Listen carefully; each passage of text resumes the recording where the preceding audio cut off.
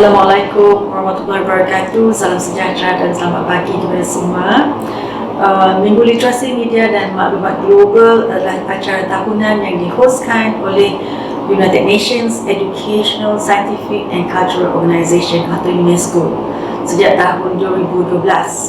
Ini adalah tujuan untuk mempromosikan literasi media dan maklumat. Tuan-tuan dan puan-puan, what do you mean by literasi media dan maklumat? Setiap hari kita dihidangkan dengan maklumat yang begitu banyak sekali. Sometimes kita atau kadang-kadang kita tak tahu sama ada maklumat itu sahih atau boleh dipercaya atau boleh diguna pakai. Kita amat bertuah sebab di Malaysia media cetak, media elektronik adalah satu perkara biasa yang berluar-luasa negara kita. Dan setiap hari kita dijamukan dengan maklumat untuk digunakan setiap hari. Walau bagaimanapun tuan-tuan dan puan-puan, ada juga maklumat yang dihidangkan kepada kita, yang ditular, mungkin maklumat tersebut tidaklah sahih. Kalau tak pasti, jangan kongsi tuan-tuan dan puan-puan. Dengan adanya Minggu Literasi Media dan Maklumat ini, Pustaka akan menganjurkan beberapa buah aktiviti atau juga webinar yang akan memberi panduan kepada kita, masyarakat yang banyak menggunakan maklumat, supaya kita sedar sama ada maklumat yang kita gunakan itu adalah sahih atau tidak. Kami akan menggunakan platform Maya Pustaka selari dengan situasi kita sekarang ini, di mana semua kita menggunakan virtual platform sebagai inisiatif yang utama untuk menyampaikan maklumat. Kami menyuruh agar semua rakyat Sarawak dari semua peringkat usia untuk menjadi warga digital yang bijak dengan memeriksa maklumat terlebih dahulu dalam talian seperti laman web dan media sosial sebelum dikongsikan. Pastikan ianya adalah maklumat yang sahih sebelum kita kongsikan. Pada tahun ini bertemakan Resisting Disinfodemic, Media and Information Literacy for Everyone and by Everyone. Objektif kita seperti yang saya nyatakan tadi adalah sebagai wadah perkongsian ilmu dan amalan kita sebagai warga digital yang bijak dan bertanggungjawab. Sekarang ini dunia memang berasaskan dan beraruskan digital. Kita tak boleh lari daripada perkembangan tersebut, terutama sekali di waktu ini di mana pergerakan kita amat lihat. Kita memang berasaskan dan berlandaskan maklumat untuk kita menjalankan kehidupan kita harian, menjalankan kerja kita. Ada yang bekerja daripada rumah, ada yang bekerja daripada kawasan luar daripada rumah, ada yang tidak dapat balik ke rumah. Masalahnya, we really depend on digital device and digital information. Untuk itu, tuan-tuan dan puan-puan, untuk Minggu Literasi Media ini, kami telah berusaha dan bekerjasama dengan several partners untuk beberapa kaedah. Satu adalah ceramah, terlebih kongsi hilang privasi. Ini akan kita adakan bersama dengan MC-MC Negeri Sarawak. Kemudian kita akan adakan beberapa webinar online database yang kita ada. Satu daripadanya adalah webinar Navigating Agriculture, Forestry and Environmental Science Based Information. Satu lagi adalah webinar Case Laws and Legal News Malaysia. Satu lagi adalah webinar Disinfodemic versus Expert Briefings. Sesi book talk akan juga diadakan. Kami juga akan mengadakan kuis literasi maklumat dan kita akan juga berkongsi buku-buku atau artikel-artikel atau sumber-sumber maklumat yang boleh mengajarkan kita menjadi pengguna maklumat yang berwaspada, yang berhemah. Semua program yang akan diadakan sepanjang Minggu Media Literasi ini, dan kita akan kongsikan bersama dengan tuan-tuan dan puan-puan. Walaupun hanya minggu tersebut, tapi dari lain masa, tuan-tuan dan puan-puan telah amat digalakkan untuk berhubung dengan kami sekiranya ada pertanyaan, ada persoalan atau ada keperluan untuk kami mengajar atau membimbing tuan-tuan dan puan-puan supaya mendapat maklumat yang sahih untuk kehidupan kita seharian. Saya amat menggalakkan tuan-tuan dan puan-puan untuk bersama kami setiap masa supaya kita tidak ada atau tidak dibelenggu oleh kekangan-kekangan dan repercussions atau efek daripada perkongsian maklumat yang tidak sahih. Itu saja tuan-tuan dan puan-puan, saya mahu mengalukan penyertaan tuan-tuan dan puan-puan dalam Minggu Literasi Media dan Maklumat Global 2020. Assalamualaikum warahmatullahi wabarakatuh.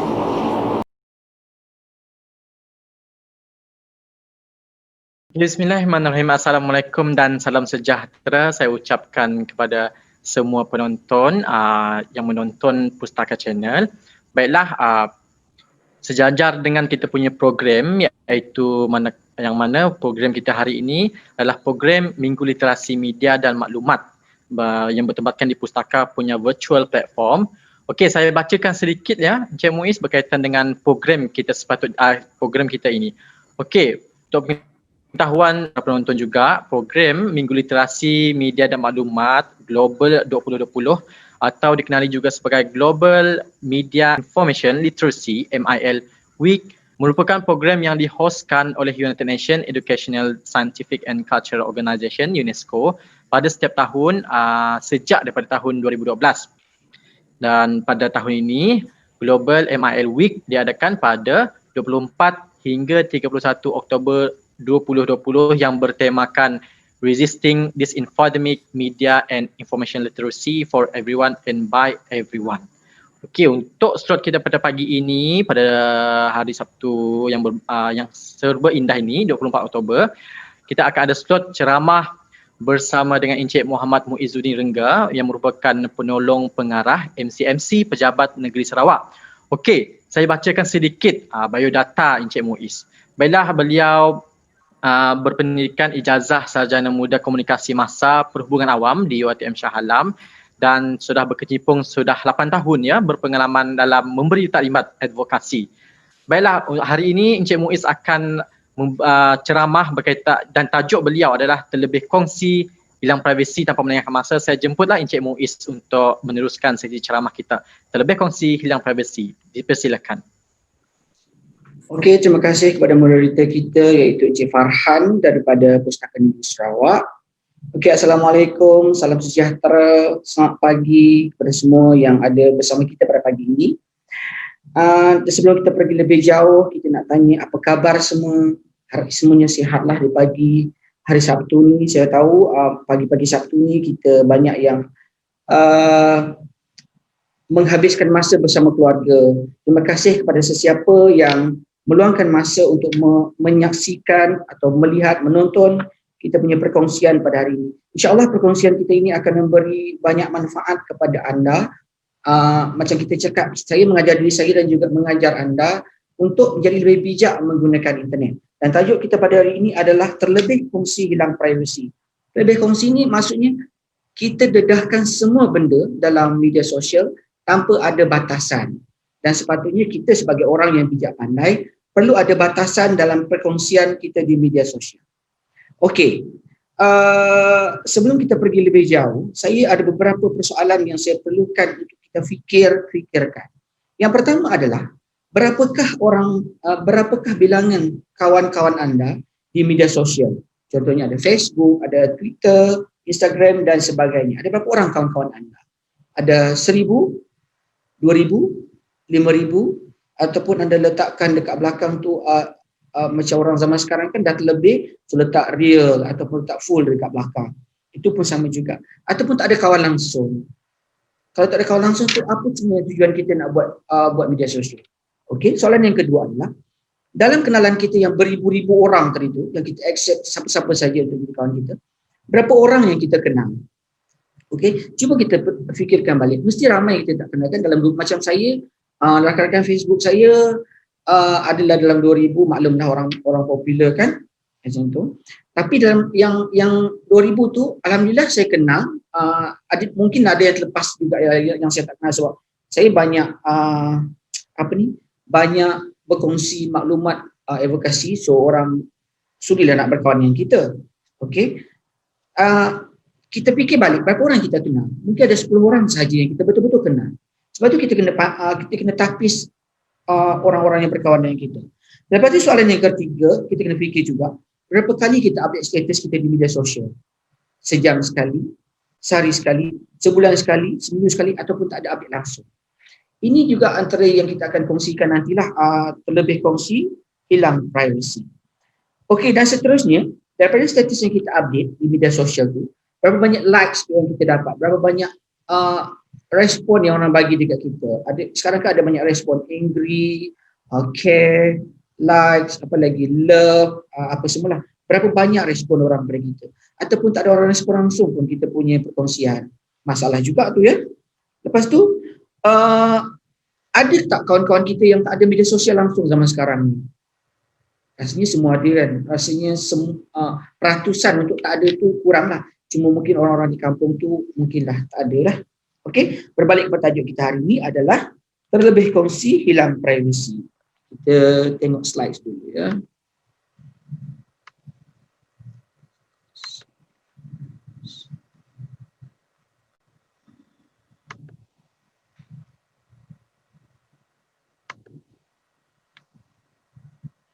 Okey, sebelum kita pergi lebih jauh, kita tengok dulu satu video yang berkaitan dengan perkongsian yang berlebihan.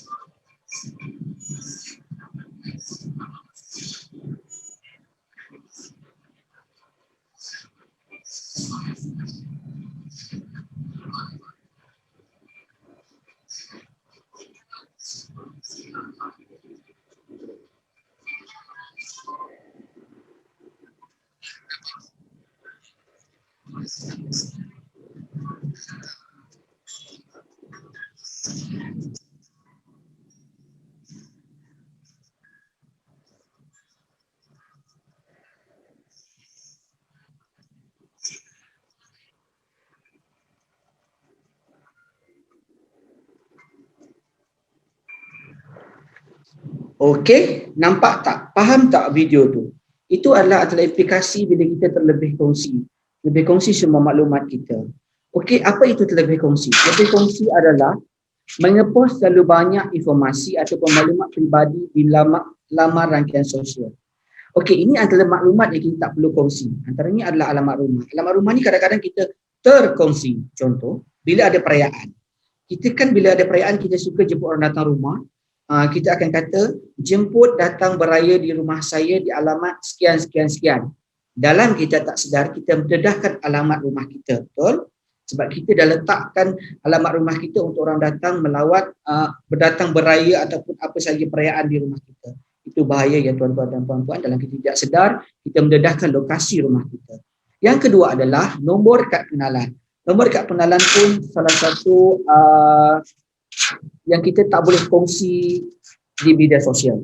Ini pun berlaku juga kadang-kadang bila kita contoh bila ada budak-budak sekarang, saya selalu perhatikan bila budak-budak sekarang ambil gambar IC kad pengenalan lah. Tak cantik lah gambar kad pengenalan yang baru, yang lama lagi cantik. Ambil gambar kad pengenalan, bandingkan yang lama dengan yang baru. Dalam masa yang sama, kita tak sedar kita dah dedahkan kita punya nombor kad pengenalan, kita punya butiran kad pengenalan di situ. Dan seterusnya nombor telefon. Nombor telefon kalau boleh kita jangan share, sebab ya macam kita tahu sekarang ada skema-skema yang sentiasa mencari ruang dan peluang untuk mendapatkan maklumat kita, untuk menghubungi kita, dan kalau kita terlepas pandang, kita akan menjadi mangsa seterusnya. Yang keempat adalah gambar-gambar intim. Gambar-gambar intim juga kalau boleh jangan dedahkan di media sosial, sebab ada laman web ataupun page Facebook yang mencari peluang untuk mengumpul gambar-gambar intim kita untuk diletakkan di dalam feed, page mereka. Okey, itu sangat bahaya. Dan juga kadang-kadang kita ada terima juga aduan budak-budak sekarang bila bercinta dah sepenuh hati ambil gambar dengan boyfriend, ambil gambar dengan girlfriend tanpa ada batasan, macam orang dah kahwin, dan orang yang dah kahwin pun tak akan ambil gambar macam tu dan share di media sosial. Bila gambar dah tersebar, minta bantuan pada MC untuk padam gambar tersebut. Adik-adik, saya nak ingatkan, adik-adik ataupun kita yang ada anak-anak, pastikan anak-anak kita tidak terlibat dengan perkongsian gambar-gambar intim, sebab bila benda itu dah dipostkan di media sosial, ia akan kekal di situ selama-lamanya. Sebab itu kita nak ingatkan, sebelum kita tekan butang submit, kena fikir apa implikasi kita share benda ini. Okey? Yang kelima adalah lokasi pergerakan terkini. Pun tak boleh kita nak share.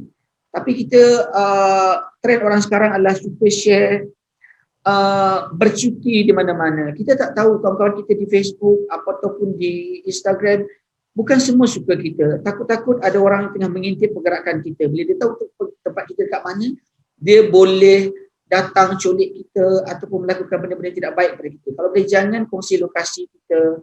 Dan juga saya perhatikan jugalah trend anak-anak muda, anak-anak kita suka sangat bila mak ayah tak ada kat rumah, suka selalu letak status sunyinya kat rumah sorang-sorang, mak dan ayah balik kampung. Itu sangat bahaya ya tuan-tuan dan puan-puan, sebab kita dah beritahu orang rumah kita kosong, anak kita yang post tadi tu dia sorang-sorang je kat rumah. Sangat bahaya.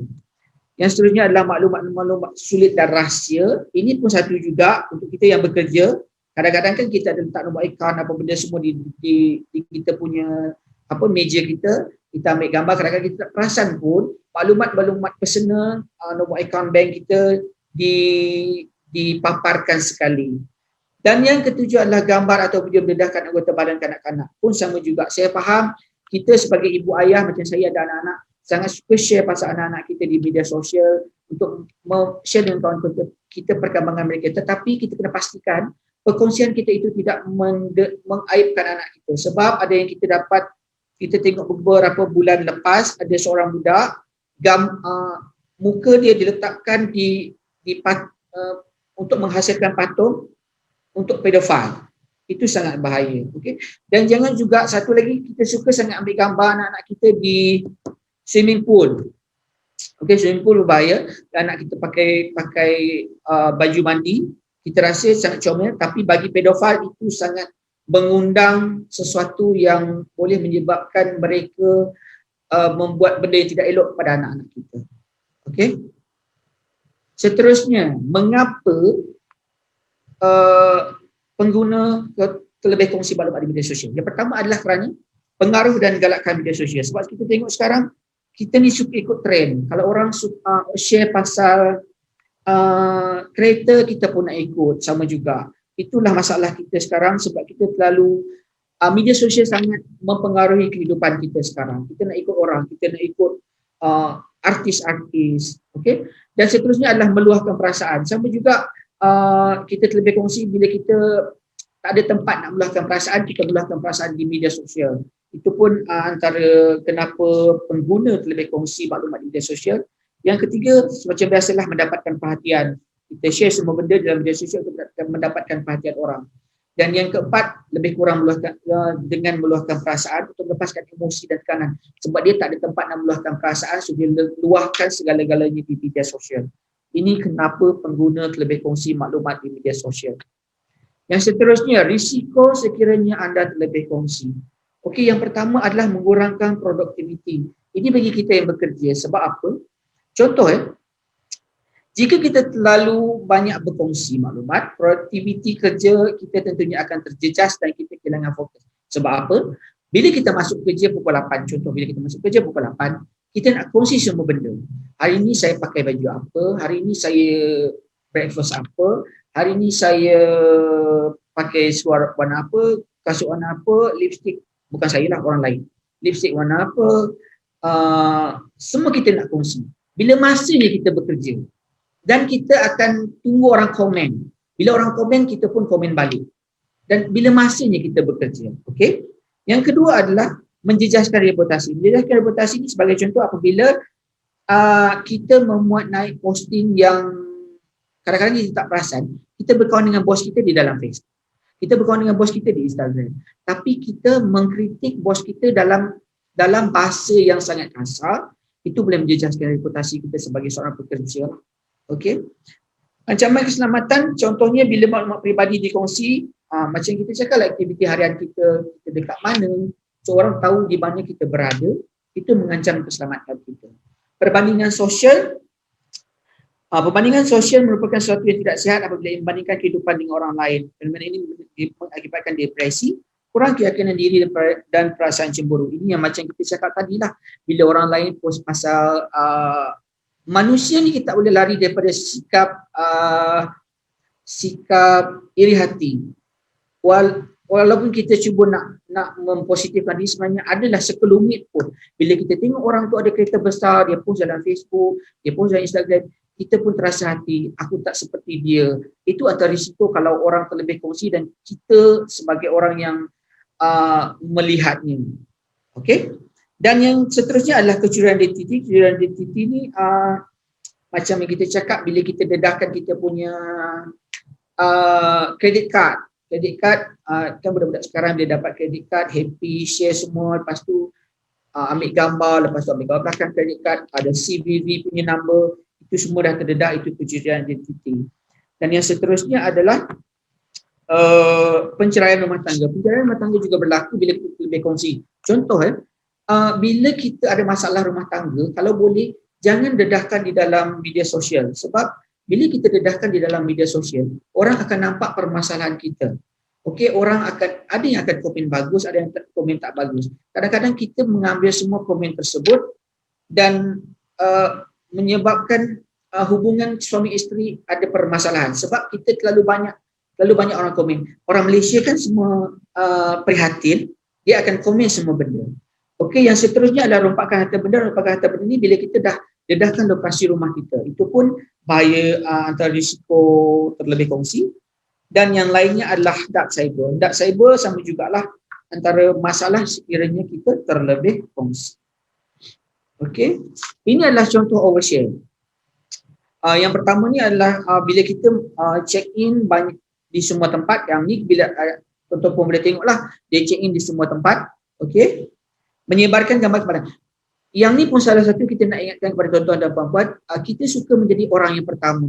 Kita suka menjadi orang yang menyebarkan, orang yang pertama sekali menyebarkan. Itu memang naluri kita sebagai seorang manusia. Bila ada kemalangan, kita akan pergi kepada melihat mangsa kemalangan.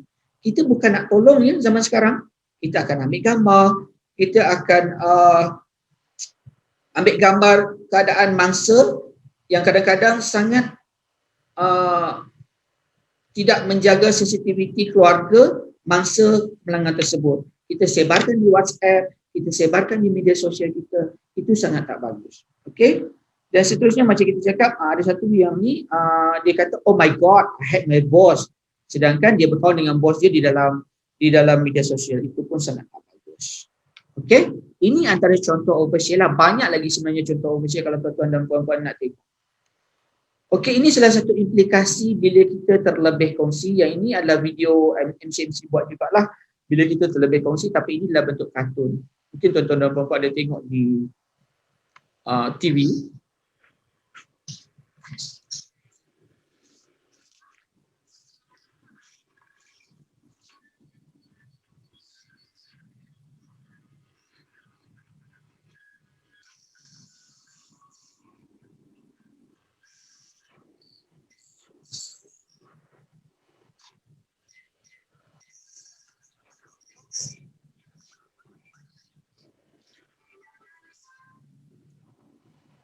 Nampak tak? Itu implikasinya bila kita berkongsi lokasi kita berada. Okey? Sebab kita tak tahu semua orang berkawan dengan kita di dalam media sosial. Bukan semua niatnya baik dengan kita. Bukan dari kita nak kata kita perlu orang tu tak ada niat tak baik kat kita. Tak. Cuma kita perlu berjaga-jaga sebab zaman sekarang banyak benda yang kita tak jangka akan berlaku. Ini adalah salah satu untuk kita membedongnya lah. Jangan kongsi semua benda di media sosial dan sebagai contohnya, jangan kongsi kita seorang-seorang dekat rumah. Itu sangat bahaya. Adik-adik kena ingatkan jugalah. Semacam saya, anak-anak buah saya pun saya selalu ingatkan. Sebab saya pernah juga tengok status anak buah saya sendiri letak dalam dia punya Facebook. Macam saya cakap lah, suginya kat rumah seorang-seorang, mak dan ayah balik rumah panjang. Kan bahaya. Kita seorang-seorang kat rumah, mak dan ayah kita tak ada. Sangat bahaya. Okay? Video yang kedua, adik-adik. Tuan-tuan dan puan-puan boleh tengok sekejap, nanti saya akan explain.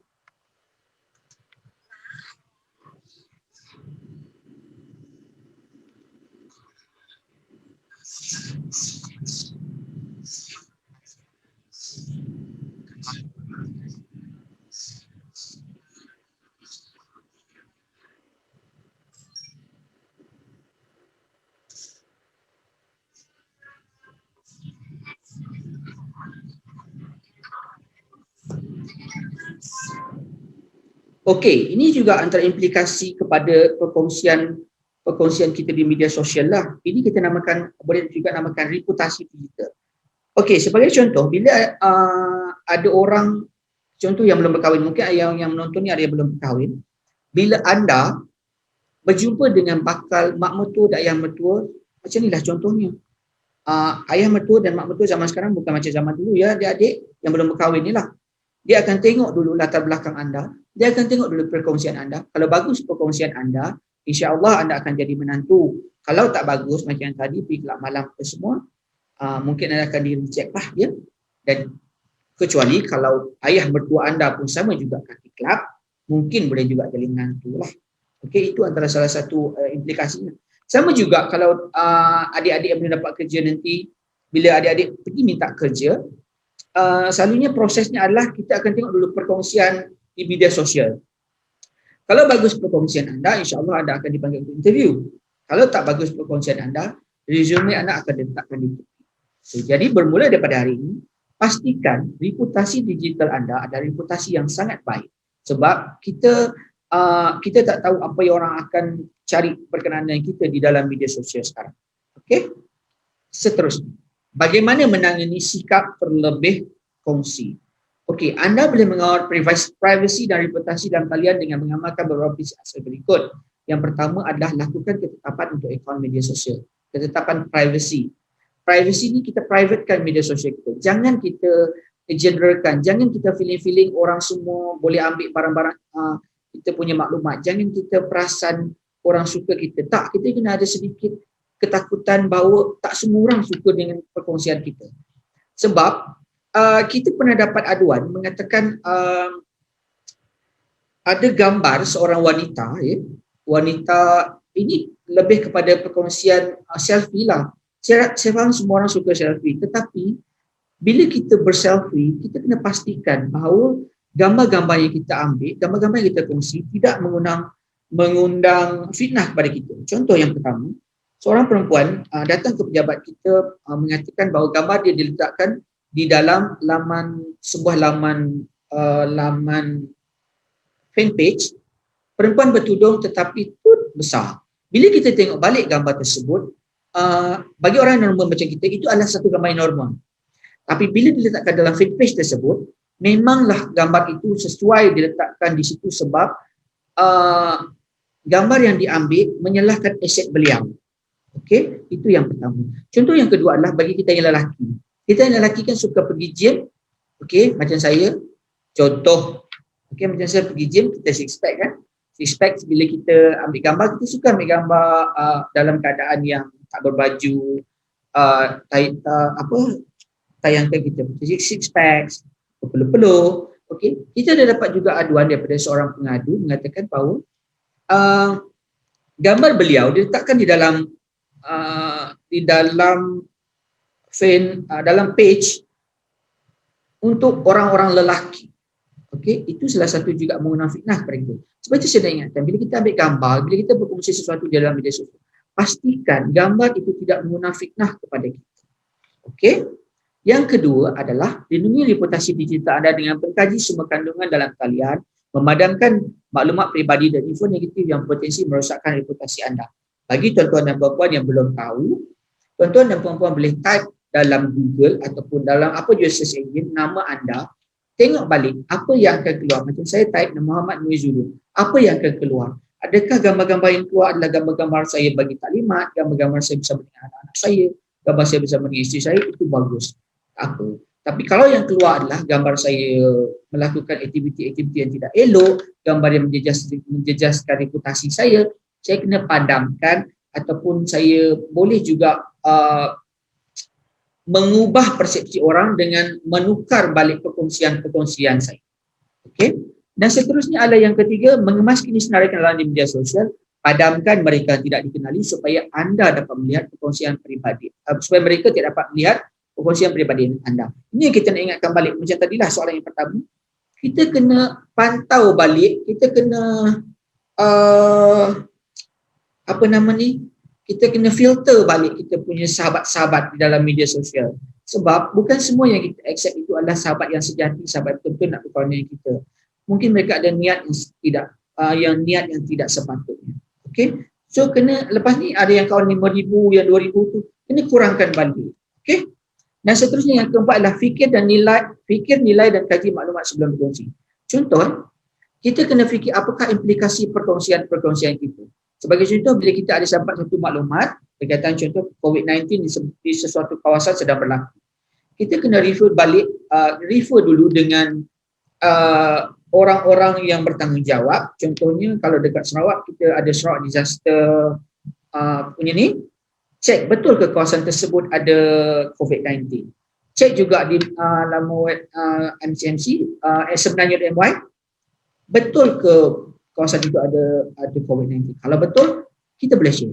Kalau tak betul, jangan kongsi. Dan yang kelima adalah jangan dedahkan maklumat peribadi anda. Tak payah dedahkan semua maklumat peribadi, entah nombor telefon, kalau yang tengah bercinta, in relationship with, lepas tu esoknya bercerai, lepas tu seterusnya ada pasangan lain lagi. Ni adik-adik lah, adik-adik sekarang. Kan adik-adik suka sangat sekarang ni, mami-mami, daddy-daddy, abang geli dek. Okey, seterusnya utamakan privacy laman web anda. Okey, ini macam ni lah. Kita kena privatekan kita punya laman-laman media sosial kita, sama ada Facebook, Instagram ataupun Twitter. Budak-budak sekarang bukan sebut Twitter, dia sebut Twitter. Okey? So kita kunci dan hanya kita yang boleh tentukan siapa yang boleh tengok. Okey? Yang ni inilah seperti diary yang boleh dikunci dengan mangga. Internet juga mempunyai fungsi yang bolehkan anda mengunci maklumat peribadi yang dipanggil privacy, di mana anda membenarkan orang lain untuk melihat informasi dan gambar tertentu sahaja. Anda juga boleh menyembunyikan sesuatu maklumat yang anda tidak mahu dilihat oleh orang lain. Ketetapan privacy membenarkan anda memilih sesiapa yang tidak boleh melihatnya dan sesiapa yang tidak. Ini pun salah satu jugalah. Bila kita tak privatekan Facebook kita pernah dapat, bukan pernah lah, selalu dapat aduan orang guna pakai gambar kita, letak di dalam Facebook, create satu lagi Facebook, letak nama lain, tetapi dengan tujuan untuk komen di media sosial orang lain, mengkritik orang lain, tapi sebenarnya itu bukan kita. Datang ke MCMC, minta kita padamkan Facebook tersebut, kita bantu mereka memadamkan Facebook itu dengan membuat aduan kepada Facebook. Untuk bahagian aduan boleh datang ke MCMC punya ibu pejabat lah di ICOM Square, nanti kita boleh explain dengan lebih lanjut. Okay? Ini juga bahayalah sebab kita dah dedahkan kita tak private yang kita punya media sosial. Orang boleh ambil gambar kita, orang boleh ambil maklumat kita, create Facebook yang lain untuk tujuan mengaibkan diri kita. Itu pun tak bagus. Okay? Itu bahayanya bila kita tak privatekan Facebook ataupun media sosial yang lain. Kesimpulannya, oversharing ataupun terlebih kongsi tidak hanya beritahu siapa anda, tetapi ini melibatkan isu keselamatan dan privasi anda. Jadi bijaklah berkongsi. Okay, belum habis lagi. Untuk menyelesaikan semua ini, untuk mengelakkan semua ini terjadi, untuk mengelakkan terlebih kongsi ini berbahaya kepada kita, kita kena ada kawal selia kendiri. Apa itu kawal selia kendiri? Okey, kawal selia kendiri adalah keupayaan seseorang untuk mengawal emosi dan keinginan nafsu di ruangan cyber. Ia punya berkaitan dengan etika lah, dan mekanisme paling berkesan untuk mengawal selia internet.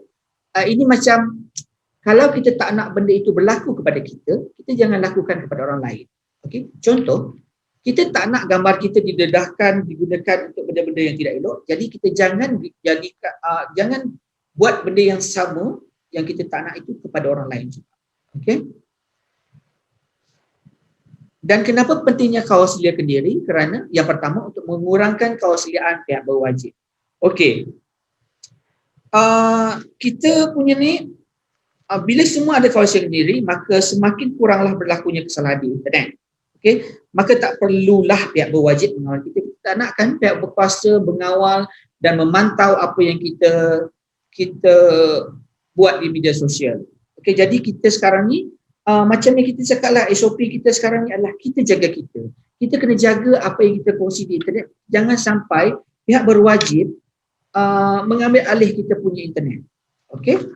Yang seterusnya adalah mengurangkan kesukaran mengawasi semua saluran dalam talian. Ini kerana saluran ada yang dalam talian terlalu banyak dan agak sukar untuk dikawal. Sebab itu kita kena ada kawal selia kendiri. Macam laman-laman web lucah, kita pernah banyak dapat aduan. Kenapa bila kita dah buat aduan tapi tak ditutup? Sebenarnya MCMC dah tutup, tapi dia buka lagi yang satu lagi. Bila kita dah tutup satu ni buka, satu ni tutup, satu ni buka. Itu kesukaran kita untuk mengawasi semua saluran dalam talian. Dan yang seterusnya adalah dunia cyber merupakan medium global tanpa nama. Okey. Dunia cyber merupakan medium global tanpa nama, bersifat anonymous. Sesiapa boleh menyamar di internet, jadi amat susah untuk identify siapa sebenarnya yang kita communicate. Maksudnya, orang di dalam media sosial itu boleh jadi sesiapa saja. Orang boleh jadi saya, orang boleh jadi Cik Farhan, orang boleh jadi sesiapa saja untuk mengaitkan kita. Sebab itu kita kena pastikan kita tidak terjebak dengan masalah-masalah sosial. Okey? Dan seterusnya adalah masyarakat internet menegaskan bahawa Akta Kebebasan Bersuara. Bila terlalu ramai nakkan kebebasan bersuara, pengguna sendiri pun punya akses kepada pelbagai maklumat dan saluran, maka alam cyber menjadi terlalu terbuka dan sukar dikawal. Sebab itulah kita perlu ada knowledge dan disiplin untuk kawal diri sendiri. Sebab ni kat sini, kita yang tentukan apa yang kita nak akses. Kita nak akses laman-laman yang bagus, kita nak akses laman-laman yang tidak bagus, itu terpulang kepada kita. Itu maknanya kawal selia kendiri itu ada pada diri kita. Okey, dan juga yang seterusnya mengurangkan kawal selia pihak berwajib. Bila semua orang ada kawal selia kendiri, macam kita cakap tadi lah, sama dengan yang pertama tadi. Okey, maafkan saya. Yang ketujuh, kesejahteraan emosi dan tingkah laku. Bila kita ada kawal selia kendiri, kita akan lebih tenang sebab kita tahu apa implikasi setiap perbuatan kita. Contoh, bila kita nak post sesuatu yang tidak bagus, kita akan fikir, apakah post kita ini akan menyebabkan berlaku kekacauan? Apakah post kita ini akan menggurus perasaan orang? Kita akan fikir benda itu sebelum kita post. Bila semua orang fikir macam tu, insya-Allah internet akan aman. Tapi saya rasa taklah kot. Okey. Dan seterusnya adalah memperkasa dan menguatkan jati diri. Kawal selia kendiri menjadikan kita insan yang ada jati diri sebab kita tahu baik buruk setiap apa yang kita lakukan. Okey. Seterusnya tips-tips kawal selia kendiri. Yang ni macam kita ulang baliklah. Okey. Yang pertama adalah berhati-hati bila berkongsi dan take foto. Take foto ni pun sama jugalah, bila kita take tempat kita berada, kita akan menjadikan orang tahu lokasi kita berada setiap masa. Okay? Kan kita suka sangat check in di setiap tempat, di restoran ini, di tempat ini, di pusat hiburan ini, di rumah ini. Orang dah tahu dah lokasi pergerakan kita. Okay? Itu juga menjadikan data kita akan diambil oleh hackers lah.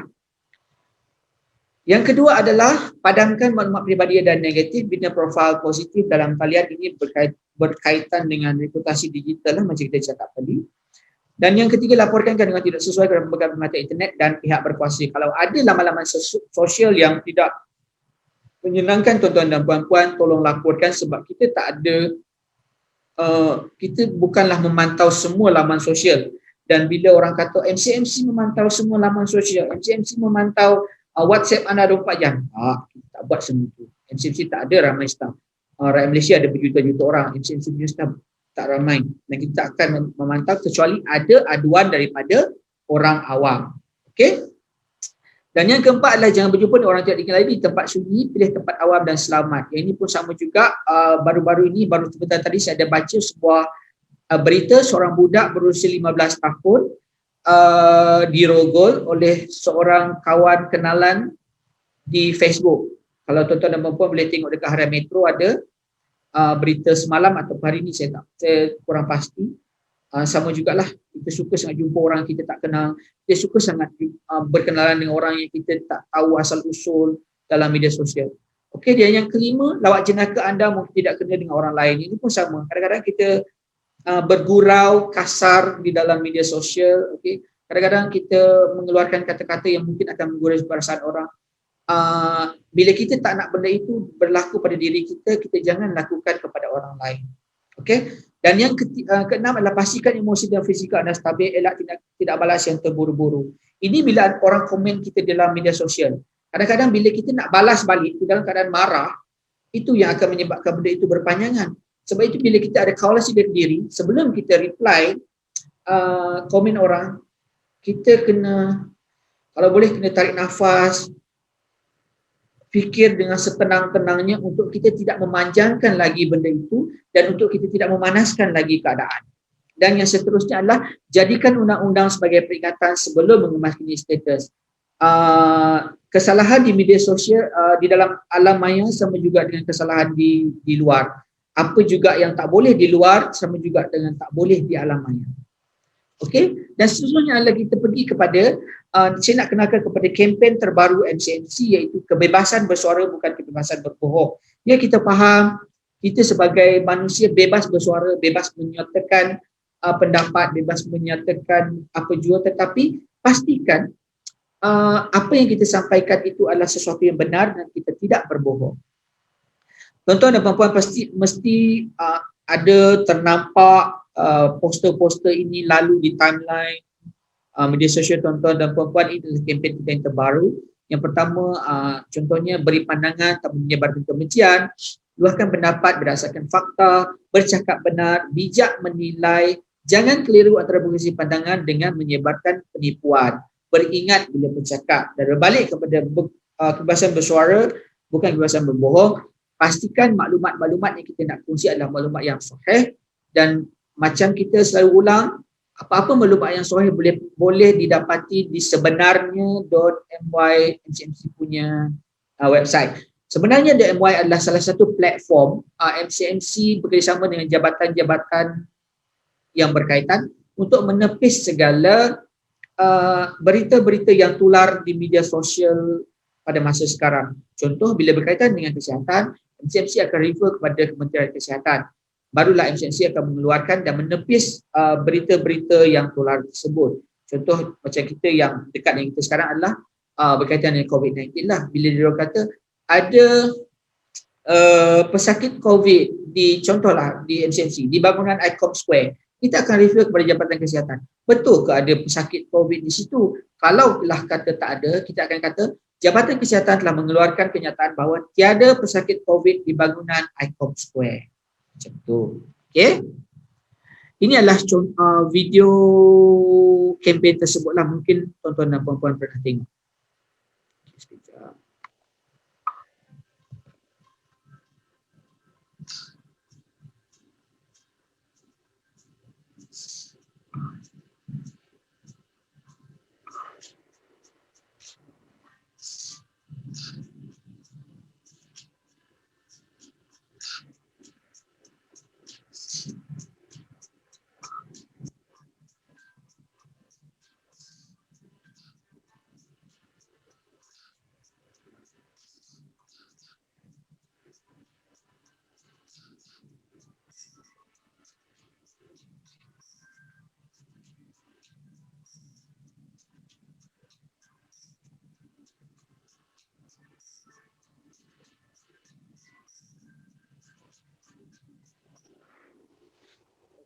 tagline tersebut, gunakan hak kebebasan bersuara dengan bertanggungjawab. Okey? Ini adalah salah satu daripada kita punya selalu tekankan kepada orang ramai, sebagai pengguna internet yang bijak, kita perlu ada 10 nilai-nilai. Iaitu ini adalah panduan pengguna internet yang selamat, berwaspada dan bertanggungjawab. Yang pertama adalah sentiasa amalkan prinsip hukum negara. Kalau kita selalu mengamalkan prinsip hukum negara, insya-Allah kita punya kita tidak akan terbabas daripada landasan yang betul. Okey, tuan dan puan ingat ke rukun negara? Pokok dah lama tinggalkan sekolah 20 tahun. Adik-adik kalau lupa memang salah lah, sebab setiap minggu mungkin ada baca rukun negara. Kalau macam abang, zaman abang dulu adalah baca rukun negara setiap hari Isnin, kepercayaan kepada Tuhan, kesetiaan kepada negara, keluaran penerbangan, keluaran undang-undang, salah. Kesetiaan kepada Tuhan, astagfirullah. Cik Farhan tolong. Kesetiaan kepada Tuhan, kesetiaan kepada kepercayaan kepada Tuhan, kepercayaan kepada Tuhan, kesetiaan kepada raja dan negara, raja dan negara, keluaran perlembagaan, undang-undang, kesopanan dan kesusilaan. Alhamdulillah. Minta maaf lah ya tuan-tuan dan puan-puan. Okey, yang kedua adalah tidak semua yang berkaitan dengan internet di bawah bidang kuasa MCMC. Ini pun sama juga. Contohnya bila ada berkaitan dengan aduan berkaitan dengan produk ubat-ubatan, itu bukan di bawah bidang MCMC walaupun menggunakan platform media sosial. Okey, itu adalah di bawah Kementerian Kesihatan, ataupun juga kalau berkaitan dengan produk Kementerian KPDN HCP. Okey. Dan seterusnya adalah pastikan maklumat yang dikongsi adalah benar dan sahih. Ya, ini pun kita selalu ingatkan, pastikan maklumat itu benar dan sahih. Refer dulu kepada kita punya website sebenarnya.my ataupun apa juga website untuk memastikan maklumat-maklumat yang kita terima itu benar dan sahih. Dan seterusnya adalah maklumat palsu termasuk dalam kesalahan Akta Komunikasi dan Multimedia Malaysia. Kita ada akta untuk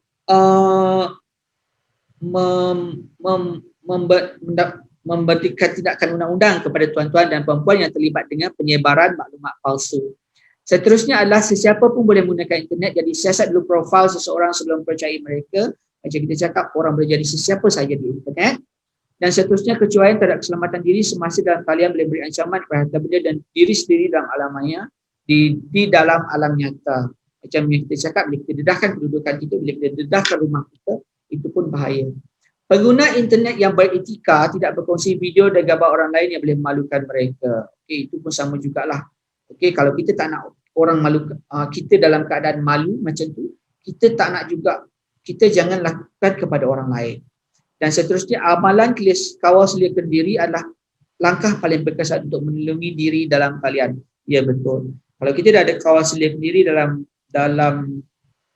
talian, kita akan jadi manusia yang insya-Allah berkongsi sesuatu yang lebih baik di dalam media sosial kita. Okey, beri perhatian pada interaksi dalam talian. Kadang-kadang kita tak perasan kata-kata yang digunakan adalah perlakuan bully cyber. Ya, kadang-kadang bila kita bercakap, bila kita type dalam media sosial, kadang-kadang kita tak perasan pun itu adalah bully cyber. Dan seterusnya, kumpulkan maklumat interaksi untuk membuat laporan jika jadi mangsa jenayah cyber. Bila kita jadi mangsa jenayah cyber, screenshot semua perbualan kita, apa juga interaksi kita untuk kita buat laporan kepada pihak polis dan juga pihak-pihak yang berkaitan. Okay? Dan ini adalah antara MCMC punya inisiatif lah. Okay? So rasmi itu sahaja kita punya informasi berkaitan dengan terlebih kongsi hilang privasi. Okay? Kembali kepada Encik Farhan. Okey, terima kasih Encik Muiz di atas perkongsian ataupun ceramah sangat berinformasi berkaitan dengan terlebih kongsi hilang privasi. Kalau apa yang terjadi kalau kita terlebih kongsi hilang privasi. Dia mengingatkan saya, kongsikan sikitlah pada zaman saya waktu saya belajar, dia mengingatkan saya dengan saya punya sifat suatu masa yang lalu lah. Saya pada masa zaman saya dulu terlalu ingin apa orang kata berkongsi, terlebih kongsi, sehingga Betul. kan ada pihak yang iri hati. Dia kata, macam mana Farhan ni, mesti dia dapat ni. Saya macam daripada situlah saya macam terdetik untuk mengawal dari berkongsi dengan terlalu lebih di media sosial. Macam sekarang saya menghadkan tunjuk-tunjuk muka tu tak sangat dekat story tu, tunjuk pergi berkelah, shopping situ, shopping sini. Saya dah hadkan. Kalau zaman-zaman biasalah umur-umur kita muda-muda ni suka nak menunjuk. Yes. Itu zaman dia kan zaman saya dulu. Macam sekarang ada kes yang baru-baru ni kita lihat kan, ada yang jiran kita negara luar, ada seorang lelaki ni berkongsi kaya raya, tunjuk BLV, kereta dan akhirnya pihak polis berjaya menangkap dia yang kekayaan dia itu adalah scam yang dia lakukan. Itu bahaya juga kalau kita lebih kongsi. Topik-topik ini sangat-sangat menarik. Saya sangat suka.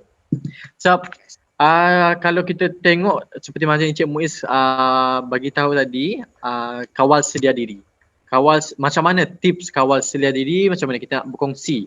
Jangan sampai pihak berwajib dia mengawal kita punya pergerakan dalam sosial media. Betul tak Encik Muiz? Jangan kita jadi seperti ada negara jiran kita.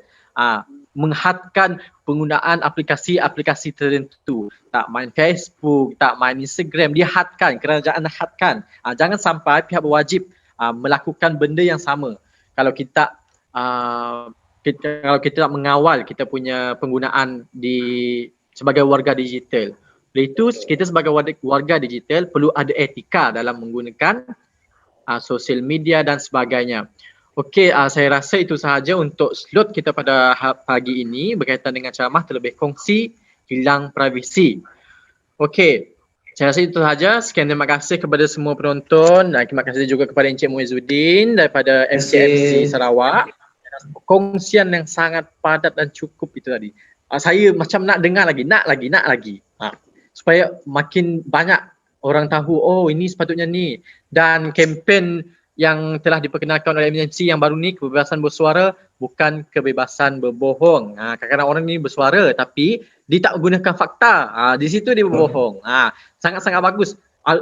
Oleh itu saya nak semua orang support kempen MCMC ni, kebebasan bersuara bukan kebebasan berbohong. Okey, saya terima kasih Encik Muiz. Sehingga berjumpa lagi di masa akan datang. Terima kasih semua penonton yang sudi menonton bangun-bangun pagi ni dengan baru breakfast ke depan Facebook ataupun YouTube channel ni, bangun tengok bagus. Sangat-sangat bagus. Okey, terima kasih Encik Muiz. Sama-sama. Assalamualaikum. Waalaikumsalam.